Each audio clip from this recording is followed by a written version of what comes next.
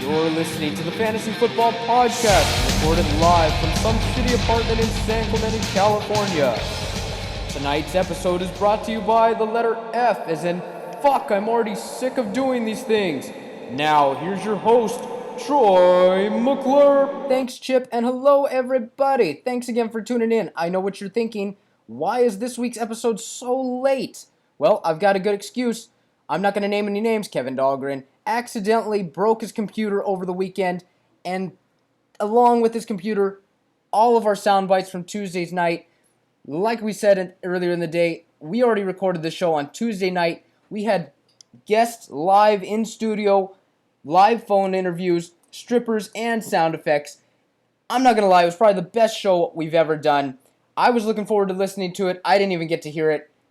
Unfortunately, those audio tapes are gone forever, never to be heard again. It was too good to be true. So this is the full Panic recovery version. It's not going to be as good as the original because I'm here all alone in studio, but at least you get something quick, dirty, and right to the point. Let's get right into the Week 6 highlights. Thanks, Troy. I'll take it from here. If we can pull up Week 6 on the screen, let's go ahead and take a look at the scores.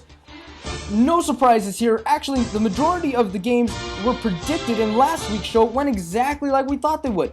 Gabe ended up taking Jeff to the woodshed 131-92. No surprise there. Austin ended up losing to Dane, getting a little too high up on his high horse. Dennis absolutely wiping the floor with Zach 144-63. Funny part is, Zach won't take responsibility for his loss. He's blaming the loss on the Irvine Police Department. Says they racially profiled him and threw off his mojo for the week. We'll get into that story later in the show. But two matchups that I'd love to address. Tyler taking down the defending undefeated champ, Chad Orris, 128-104. God damn, that's got to feel good for Tyler. Chad Varian versus Kevin Dahlgren, very low-scoring matchup, 87-75. This matchup has some crazy stories going into it. Chad Varian went on a spiritual journey over the weekend, taking magic mushrooms and looking at animals made of glass. He said he went on a vision quest and said that he would win by 13 points in his vision quest. Sure enough, wins by 13. What a miracle. Kevin, on the other hand, had to move over the weekend and said his pregame ritual was delayed. Kevin said he tried to do the pregame ritual later in the day, but it was already too late. For the pregame ritual to have its magic powers, you have to do it before the first game on Sunday morning, not after the first games have already started. What a heartbreaking loss for Kevin. He had the magic potion, and he forgot to drink it. Try again next week, Kevin. I hope your potion works for you this week. Let's go ahead and look at our matchups going into Week 7. To be completely honest, the majority of the matchups going into Week 7 are really lopsided.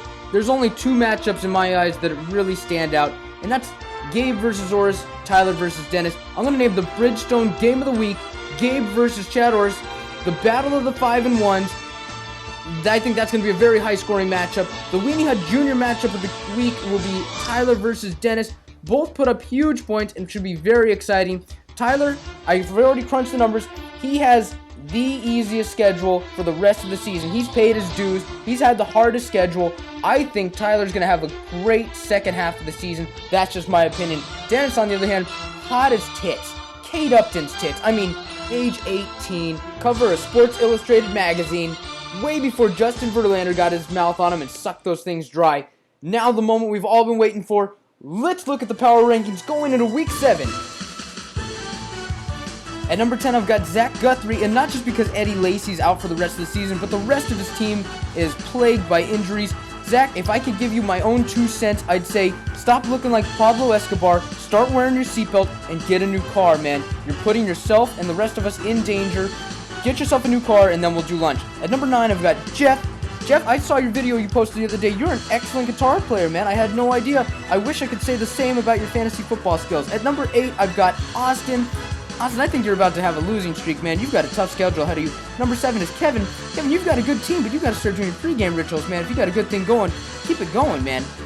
Number 6, I've got Dane. I've got a favorable schedule as well. I just referred to myself in the first person, usually refer to myself in the third person. I just fucked myself for the season. Number 5, we've got Chad Varian. You dropped to the number 5 spot even though you won. And I know you're going to be upset about that, but that's because Tyler passed you up because he had such a good week taking down Chad Orris. That's number 4. Tyler, you've got the easiest schedule from here on out, and you took down the big dog, so that's why you're number 4. Number 3, Chad Orris. I think this is the beginning of the end for you, buddy. You have a really hard schedule looking at the rest of the season, and you've had a cupcake season, so unless you can pull something out of your ass, you're going to be dropping every week. Number 2 is Dennis. This team is hot, hot, hot. Like I said, he's going to be the contender. Watch out for this team. Number 1, Gabe. This team is loaded. I think, like I say, it's all obvious. Look at his team. That's why I have him as the Bridgestone Game of the Week. Gabe versus Orris. That's going to be exciting. Well, there you have it.